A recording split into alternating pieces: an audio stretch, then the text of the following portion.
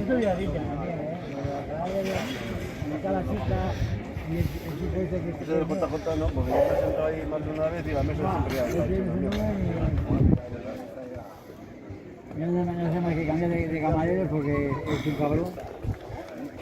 Aquel es un hijo puta, cabrón, no.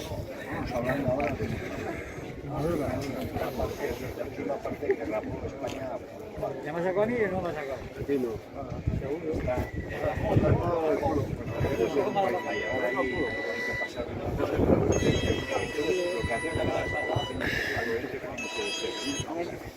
¿Quién va?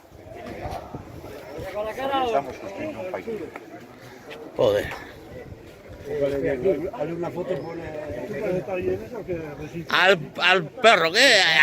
Al perro. 50 años de bloqueo.